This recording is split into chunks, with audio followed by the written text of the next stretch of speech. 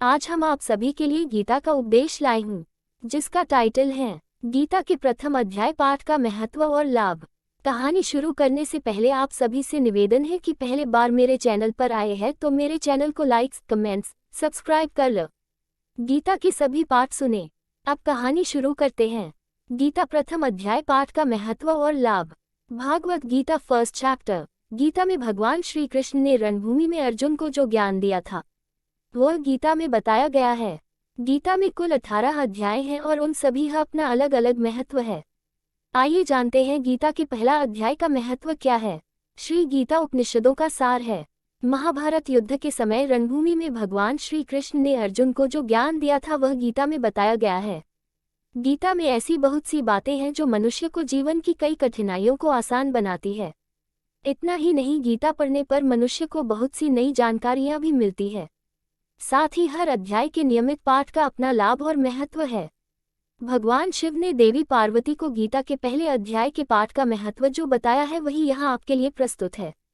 लेकिन गीता के पहले अध्याय के महत्व को जानने से पहले जान लीजिए श्रीमद्भगवद्गीता के प्रथम अध्याय की खास बातें। गीता के पहले अध्याय का नाम अर्जुन विषाद योग है। इस अध्याय में कुरुक्षेत्र के मैदान में उपस्थित बंधुओं और संबंधियों को सामने देखकर अर्जुन के मन में उठे विषाद और मनस्थिति का वर्णन किया गया है, जिसे संजय धृतराष्ट्र को बताते हैं। गीता के प्रथम अध्याय का महत्व। एक समय पार्वती जी ने पूछा है, महादेव जी, किस ज्ञान के बल पर संसार के सब लोग आपको शिव कहकर पूछते हैं? मृगछाला उड़े और अपने सभी अंगों में शमशान की विभूति लगाएं, गले में सर्प और नरमुंडों की माला पहने हुए हो, इनमें तो कोई भी पवित्र नहीं, फिर आप किस ज्ञान से पवित्र माने जाते हैं? तब महादेव ने उत्तर दिया कि हे प्रिय सुनो, मैं गीता ज्ञान को अपने हृदय में धारण करने से पवित्र माना जाता हूँ। इस ज्ञान से मुझे बाहर के कर्म नहीं व्यापते। तब पार्वती जी ने कहा कि हे भगवान, जिस गीता ज्ञान की आप ऐसी स्तुति करते हैं उसके श्रवण करने से कोई कृतार्थ भी हुआ है?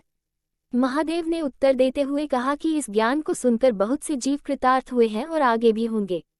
मैं तुम्हें एक पुरातन कथा कहता हूँ, तुम सुनो। एक समय पाताल लोक में शेषनाग की शैया पर श्री नारायण जी नैन मूंद कर आनंद में मग्न थे।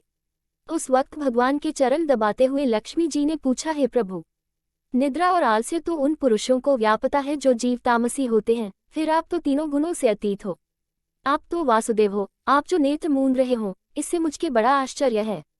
नारायण जी ने उत्तर देते हुए कहा, हे लक्ष्मी, मुझको निद्रा आलस्य नहीं व्यापता। एक शब्द रूप जो भगवद गीता है उसमें जो ज्ञान है उसके आकार रूप है।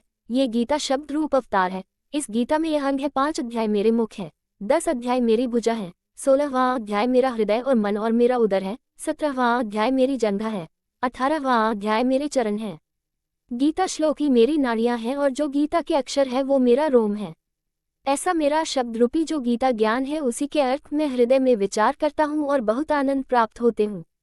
लक्ष्मी जी बोली, हे श्री नारायण जी, जब श्री गीता जी का इतना ज्ञान है तो उसको सुनकर कोई जीव कृतार्थ भी हुआ है, सो मुझसे कहो। तब श्री नारायण ने कहा, हे लक्ष्मी, गीता ज्ञान को सुनकर बहुत से जीव कृतार्थ हुए हैं, सो तुम श्रवण करो।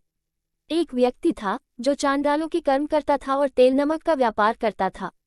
उसने एक बकरी पाली। एक दिन वह बकरी चराने के लिए वन में गया और वृक्ष से पत्ते तोड़ने लगा। वहां उसे एक सांप से डंस लिया, जिससे वह तुरंत मर गया। मरने के बाद उसने बहुत से नरक भोगे और फिर उसका जन्म बैल के रूप में हुआ। उस बैल को एक भिक्षुक ने मोल लिया। वह भिक्षुक उस पर चढ़कर सारे दिन मांगता फिरे। जो कुछ भिक्षा मांग कर लाता वह उसे अपने परिवार के साथ मिलकर खाता और वो बैल सारी रात द्वार पर खड़ा रहता। उसके खाने पीने का भी कोई ख्याल नहीं करता था और सुबह होते ही बैल पर चढ़कर फिर मांगने निकल जाता। जब बहुत दिन हो गए तो वह बैल भूख से गिर गया, लेकिन उसके प्राण नहीं निकले। नगर के लोगों ने देखा और उस बैल को कोई तीरथ का फल दे तो कोई व्रत का फल दे, तब भी उस बैल के प्राण नहीं छूटे। एक दिन गणिका आई। उसने लोगों से पूछा, ये कैसी भीड़ है? तो उन्होंने कहा कि इसके प्राण नहीं निकलते, अनेक पुण्यों का फल दे रहे हैं तो भी इसकी मुक्ति नहीं होती। तब गणिका ने कहा कि मैंने जो कर्म किया है उसका फल मैंने इस बैल को दिया है। इतना कहते ही बैल की मुक्ति हो गई। तब बैल ने एक ब्राह्मण के घर जन्म लिया। पिता ने उसका नाम सुशर्मा रखा। उसके पिता ने उसे पढ़ाया लिखाया। उसको अपने पिछले जन्म की सुध थी। उसने एक दिन मन में विचार किया, जिस गणिका ने मुझे बैल की योनि से छुड़ाया था उसका दर्शन करूं। विप्र चलते चलते गणिका के घर गया और कहा, आप मुझे पहचानती हैं? गणिका ने कहा, मैं नहीं जानती तुम कौन हो। तब उसने कहा कि मैं वही बैल हूँ जिसको आपने अपने पुण्य दिए थे। तब मैं बैल की योनि से छूटा था, अब मैं विप्र के घर जन्म हूँ, आप अपना पुण्य बताएं। गणिका ने कहा कि मैंने अपने जाने पुण्य नहीं किया, परंतु मेरे घर एक तोता है, वो रोज सवेरे कुछ पढ़ता है, मैं उसका वाक्य सुनती हूँ, उस पुण्य का फल मैंने तुम्हें दे दिया। तब विप्र ने तोते से पूछा कि तू सवेरे क्या पढ़ता है। तोते ने कहा, मैं पिछले जन्म में विप्र का पुत्र था, मेरे पिता ने मुझे गीता के पहले अध्याय का पाठ सुनाया करते थे। एक दिन मैंने गुरु से कहा कि मुझको आपने क्या पढ़ाया है। तब गुरुजी ने मुझे शाप दिया कि तू तोता बन जा। इसके बाद से मैं तोता बन गया। एक दिन बहेलिया मुझे पकड़ ले आया और एक विप्र ने मुझे मोल ले लिया। वो विप्र भी अपने पुत्र को गीता का पाठ सिखाता था, तब मैंने भी ये पाठ सीख लिया। उसी दिन विप्र के घर में चोर घुस गए, उन्हें धन तो प्राप्त नहीं हुआ, लेकिन वह मेरा पिंजरा उठा ले आए। उनकी यह गणिका मित्र थी, वह मुझे उसके पास ले आए। सो मैं नित्य प्रातः गीताजी के पहले अध्याय का पाठ करत हूँ, जिसे ये गणिका सुनती है, पर इस गणिका को समझ में नहीं आती। जो मैं पढ़ता हूँ वही इस गणिका ने तेरे निमित्त दिया था, वह श्री गीताजी के पहले अध्याय का फल था।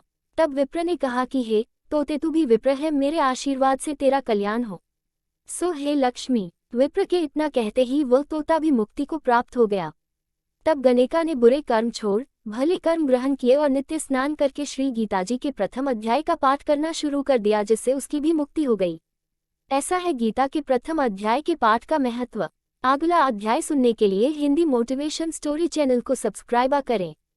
Thanks for watching.